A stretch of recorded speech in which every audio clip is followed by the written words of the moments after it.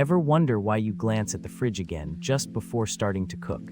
It happens to many of us and seems almost automatic. In truth, a simple sequence in the brain links memory with expectation, so when hunger rises, the brain seeks quick clues about what to eat. Visual memory of last meals and current cravings pull the door open again, even if nothing new is inside. Yet this tiny habit can reveal how our brain values efficiency and anticipation. Does this daily check show our minds clever, but sometimes overconfident routines?